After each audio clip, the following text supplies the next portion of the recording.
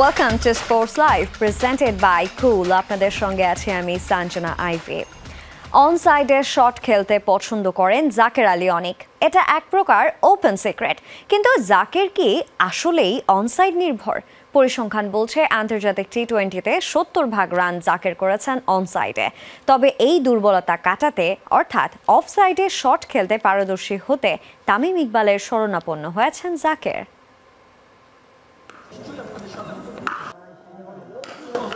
Onside Zaker আলীর অন্তরঙ্গ বন্ধুর মতো। মাঠের ওই পাশে শট খেলাই জাকেরের সবচেয়ে বেশি পছন্দ।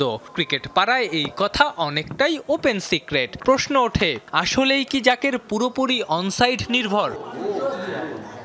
চোখের দেখাই সত্যি। পরিসংখ্যান বলছে আন্তর্জাতিক টি-20তে 70% রান জাকের করেছেন অনসাইডে। ওয়ানডেতে অনসাইডে তুলনামূলক কম খেলেছেন জাকের, তবে সেটাও 63%। পূর্ণাঙ্গ পরিসংখ্যান দেখলে চিত্রটা আরও পরিষ্কার হবে।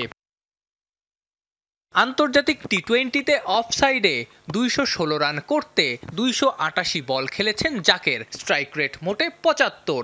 সেখানে অনসাইডে এসেছে 516 রান 307 বলে। স্ট্রাইক রেটও আকাশ ছোঁয়া। ওয়ানডেতেও গল্পটা বদলায়নি। অফসাইডে 144 রান করেছেন 251 বল খেলে। স্ট্রাইক রেট 60-এরও কম। সমান সংখ্যক বলে অনসাইডে করেছেন 250 রান। স্ট্রাইক রেটটাও 100 ছুঁই। একটা প্লেয়ার চারিদিকে একদম অনেক শটস খেলতে পারবে এরকমও কিছু না। কিছু দিকে স্ট্রং থাকবে অনেক বেশি, কিছু দিকে মোটামুটি স্ট্রং থাকবে, কিছু দিকে আসলে অ্যাডজাস্ট করবে। তো এরকম প্লেয়ার বহুত প্লেয়ার এবং জীবনে অনেক প্লেয়ারই সাকসেস হয়েছে।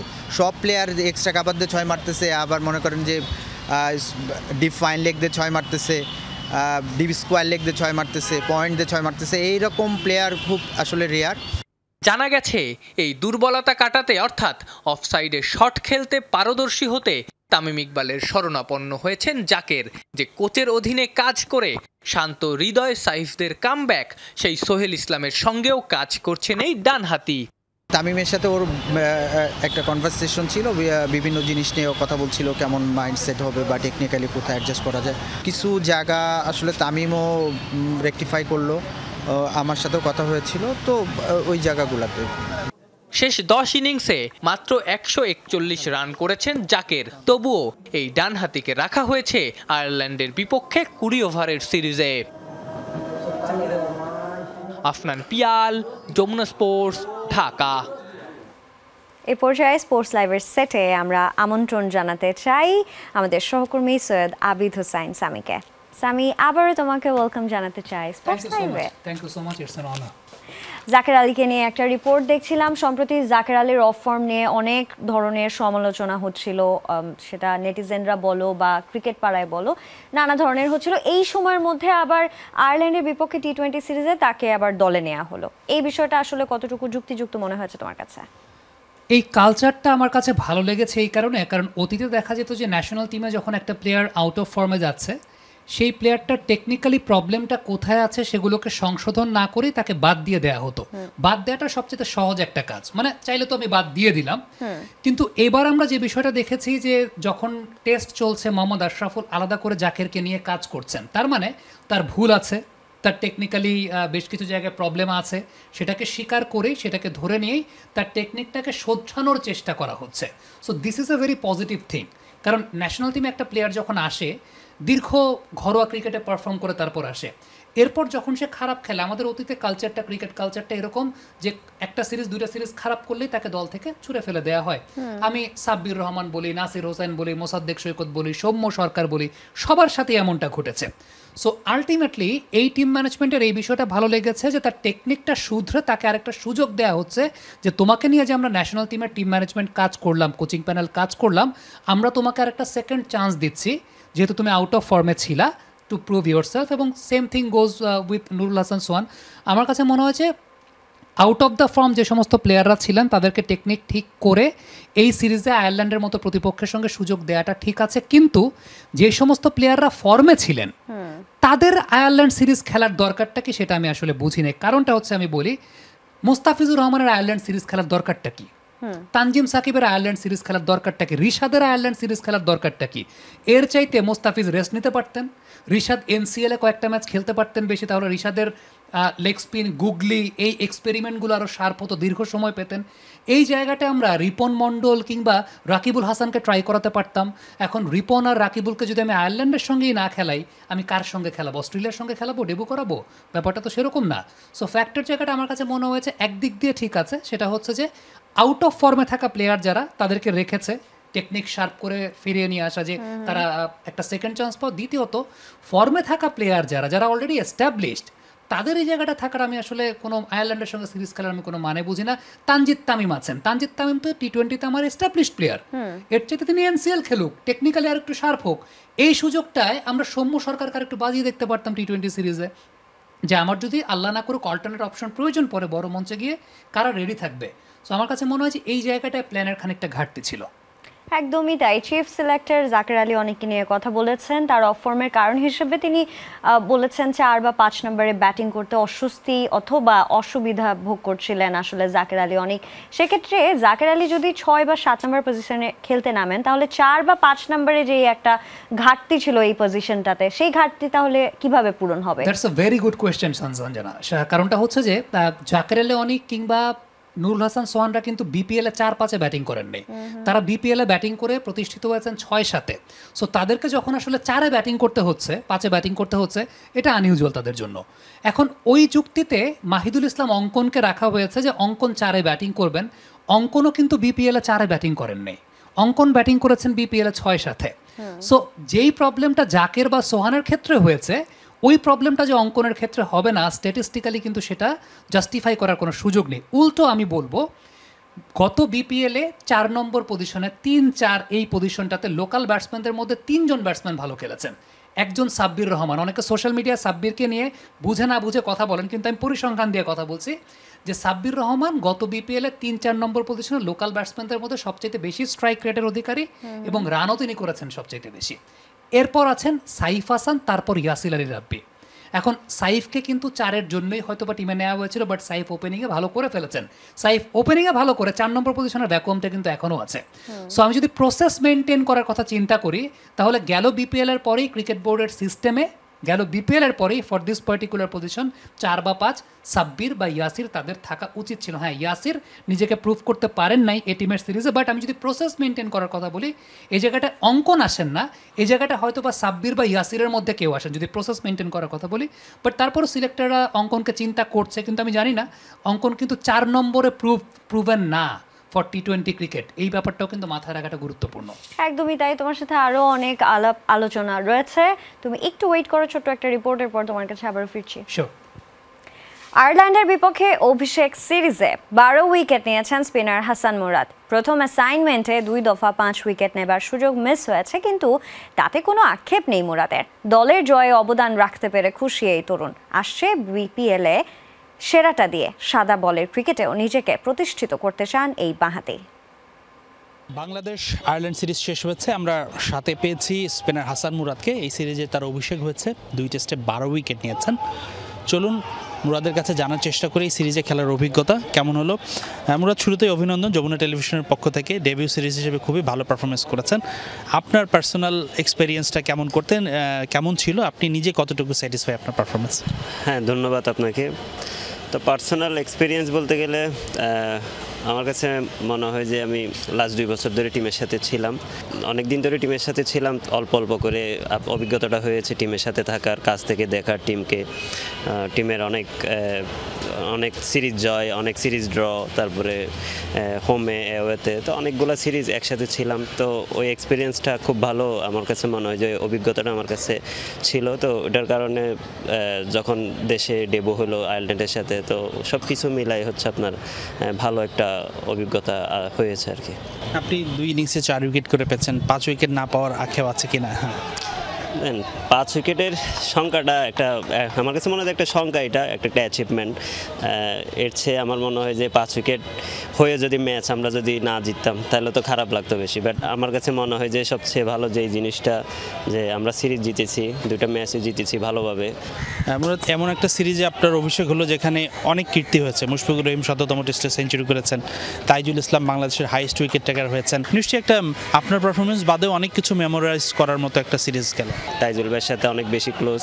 তো বোলিং নিয়ে যত কোনো সমস্যা হলো ওনার সাথে, ওনার অনেক এক্সপিরিয়েন্স ইন্টারন্যাশনাল ক্রিকেটে। তো আমরা তো দেখতেছি হচ্ছে উনি বাংলাদেশের উইকেট টেকার হয়েছে টেস্টে। তো আমার মনে হয় যে ওনার থেকে অনেক কিছু শেখার আছে স্টিল আমার। তো আমি চেষ্টা করি ওনার কাছ থেকে শেখার। তো মুশফিক ভাইয়েরও একটা মাইলস্টোন হলো, আমার কাছে মনে হয় যে পুরো বাংলাদেশ ক্রিকেটের জন্য হিউজ একটা অ্যাচিভমেন্ট। লাস্ট একটা প্রশ্ন জানতে চাইবো, সামনে বিপিএল আছে, আপনার রেড বলে অভিষেক হয়েছে, নিশ্চয়ই এটা নয় আপনার 3 ফরম্যাটেই ভালো করার ইচ্ছে, খেলার স্বপ্ন সবারই থাকবে, আপনারও থাকবে নিশ্চয়ই। তো বিপিএলটা নিয়ে আপনার ভাবনা কি? লাস্ট 4 বছর ধরে বিপিএল খেলতেছি, হয়তো ম্যাচ খেলার সংখ্যাটা কম, আমি হয়তো একটু কম ম্যাচ খেলতেছি, বাট আমি আপনারা হয়তো দেখে থাকবেন যে হচ্ছে লাস্ট NCL T20 তো আমি আল্লাহর মতো হাইস্ট উইকেট টেকার হয়েছি। তো আমার মনে হয় যে আমি যখন যে ফরম্যাটটা খেলতেছি তো ওই ফরম্যাটটাকে এনজয় করার চেষ্টা করতেছি। হাসান, থ্যাংক ইউ, অনেক শুভকামনা আপনার জন্য, অনেক ধন্যবাদ আমাদের সময় দেওয়ার জন্য। দর্শক, হাসান মুরাদের সঙ্গে কথা হচ্ছিল, তিনি যেটা বলছিলেন ভালো শুরুর পর সামনের সিরিজের জন্য নিজেকে প্রস্তুত করতে চান, যেই গ্যাপটা আছে সেটাতেই নিজেকে আরও শানিত করতে চান। হাসানুর রহমান, যমুনা স্পোর্টস, ঢাকা। হাসান মুরাদ আয়ারল্যান্ড টেস্টে দুর্দান্ত পারফরমেন্স করেছেন। অভিষেকেই কিন্তু তিনি আসলে অনেকগুলো উইকেট তুলে নিয়েছেন। সাদা বলের ক্রিকেটেও তিনি নিজেকে আসলে প্রতিষ্ঠিত করতে চান, তার জন্য এটা আসলে কতটুকু গুরুত্বপূর্ণ? আমার কাছে ব্যক্তিগতভাবে মনে হয় যে কিছু স্পিনার থাকেন, কিছু ফিঙ্গার স্পিনার থাকেন who are genuine turners of the ball, যারা আসলে টেস্ট ক্রিকেটের জন্য অনেক বেশি মাত্রা মানানসই এবং টেস্ট ক্রিকেটটা দাপিয়ে খেলেন। নেথান লায়নের কথা আমরা চিন্তা করতে পারি, আমরা এইজাজ প্যাটেল নিউজিল্যান্ডের তার কথা চিন্তা করতে পারি, যারা আসলে test cricket material, to be very honest, এবং শুধুমাত্র টেস্ট ক্রিকেট ম্যাটেরিয়াল না, তারা কিংবদন্তি পর্যায়ে যাওয়ার মতো player. So who are genuine turners of the ball. বাংলাদেশে যদি এই মুহূর্তে আমি চিন্তা করি, দুজন স্পিনারের কথা আমি বলবো, একটা হাসান মুরাদ আর একটা নাইম হাসান। এই দুজন কিন্তু আসলে জেনুইন টার্নার্স অফ দ্য বল, তারা বলকে জেনুইন টার্ন করাতে পারেন, ঘোরাতে পারেন, এবং সেটা যে কোনো সারফেসে। সো আমার কাছে ব্যক্তিগতভাবে মনে হয়, আবার যদি সাদা বলের বোলিং করতে চান মুরাদ, ওইখানে কিন্তু নাওয়াডেজ ওয়ার্ল্ড ক্রিকেটে অনেক জোরের উপরে ফ্ল্যাটার ট্র্যাজেক্টরিতে লেন্থ ম্যানেজমেন্ট অনেক সামনে দিয়ে, মানে উইকেটটাকে টার্গেট করে খুব বেশি টার্ন থাকে না, ভেতরে ঢুকানো বল, খুব স্কিডি বল, ওই ধরনের বলে পারদর্শী হতে হয়। সো এইটা তার জন্য ব্যালেন্স করাটা ডিফিকাল্ট হয়ে যায় কিনা। দেখো একটা বিষয়, নেথান লায়ন কিন্তু শুধুমাত্র টেস্ট ক্রিকেটটাই খেলেন, অন্য কোনো ফরম্যাট কিন্তু খেলেন না। এইজাজ প্যাটেল কিন্তু শুধুমাত্র টেস্ট ক্রিকেটটাই খেলেন, অন্য কোনো ফরম্যাট কিন্তু খেলেন না। সো প্রত্যেকটা দেশেই এরকম প্রায়োরিটি সেট করা কিছু বোলার থাকেন। অ্যাডাম জাম্পা সাদা বলের ক্রিকেট খেলেন, নেথান লায়ন তিনি লাল বলের ক্রিকেট খেলেন। ইংল্যান্ড টিম আমরা বাশিরকে দেখতে পাই ইদানিংকালে, আদিল রশিদ হয়তো বা সাদা বলের ক্রিকেট খেলছেন, বাশির খেলছেন লাল বলের ক্রিকেট। সো এই জায়গাটা প্রায়োরিটি সেট করাটা খুব গুরুত্বপূর্ণ। যে আমার কাছে ব্যক্তিগতভাবে মনে হয় যে মুরাদ আমাদের একজন অ্যাসেট, এবং টেস্ট ম্যাচ ক্রিকেটে তার কিংবদন্তি হওয়ারও সম্ভাবনা আছে। আই হোপ তাইজুল ইসলামের চাইতেও বেশি উইকেট মুরাদ একটা সময় পাবেন, because he is the genuine Turner of the বল। এখন যদি এই মুহূর্তে সাদা বল রেড বল ব্যালেন্স করতে যায়, তাহলে আমার কাছে মনে হয় রেড বল ক্রিকেটের বোলিংয়ের যে তার ব্যাপারটা আছে, সেটা হয়তো বা কিছুটা হলেও বাধাগ্রস্ত হতে পারে প্রসেসটা। নেপাল জাতীয় রাগবি দলের ম্যানেজার গোপাল শেঠির বাংলাদেশের প্রতি রয়েছে আলাদা টান। বাংলা ভাষায়ও তার দক্ষতা বেশ। রাগবির মাধ্যমে দুই দেশের বন্ধুত্বের সম্পর্ক আরও মজবুত হবে, এমনটাই প্রত্যাশা তার। 3 বছর আগে সিরিজ হারের ক্ষত নিয়ে ঢাকা ছাড়লেও এবার গোপালের দল দেশে ফিরছে 2-1 ব্যবধানে জয়ের সুখস্মৃতি নিয়ে। আপনাদের অনেক ধন্যবাদ, আমরা টিভিতে খুশি লাগলো আমাদের পেটে। বাংলায় অনর্গল কথা বলা মানুষটি নেপাল জাতীয় রাগবি দলের ম্যানেজার গোপাল শেঠি। ঢাকায় এসেছেন রাগবি সিরিজ খেলতে। নেপালের রাগবি উন্নয়নে যিনি নেতৃত্ব দিয়েছেন সামনে থেকে, বাংলাদেশের প্রতিও তার রয়েছে আলাদা টান। 2022 আমি এখানে ছিলাম, বাংলাদেশে আমি খেলাম, ওরা জিতলো। তো আমার পার্সোনালি নেপাল বাংলাদেশ দুইটা দেশ আমার জন্য প্রিয়। আপনার দুইটা দেশকে আমি মায়া করি, আমার দুইটা টিম আমার জন্য একদম ভালোবাসা। আমি অনেক থ্যাংক দিচ্ছি আপনার বাংলাদেশ নিউ কমিটিদের জন্য, আপনার এক নিউ কমিটি এসেছেন নেপাল রাগবি থেকে, আমি অনেক ধন্যবাদ দিতে চাই, ভালোবাসা দিতে চাই আপনার বাংলাদেশ রাগবি ফেডারেশনে। মাঠের খেলায় দুই দেশ ভিন্ন জায়গায় অবস্থান করলেও ভিন্নতা নেই গোপালের মনে। অনেক আমি বলতে পারিনি, আমি কেমন আমার খুশি আছি এই গেমটা নিয়ে। আর এই যে আপনার 15 সাইড গেমটা, 7 সাইড আমরা দুইটা দেশের জন্য, বাংলাদেশ নেপাল আমার ইম্পর্টেন্ট গেম। এটা ওয়ার্ল্ড রাগবির জন্য আমরা অনেক ইম্পর্টেন্ট গেম। ভবিষ্যতে আমাদের চাই বাংলাদেশ টিম অনেক ভালো হবে, আমাদের নেপালে ভালো হবে। দুইটা দেশে আমার একদম ইম্পর্টেন্ট গেম ছিল এটা। চাই বাংলাদেশ জিতোস, নেপাল জিতোস, দুইটা ঠিক অনেক ভালো। তারপরে আমরা এইটার মধ্যে আমরা জিতলাম, বাংলা এটা কিনে আমার দুইটাই এক আমার জন্য। রাগবির মাধ্যমে দুই দেশের সম্পর্ক আরো মজবুত করার স্বপ্ন দেখেন নেপাল রাগবি দলের ম্যানেজার। এখন তো আবার আমার বড়ি হবে, বুঝলেন তো, আর বেশি হবে গেমটা।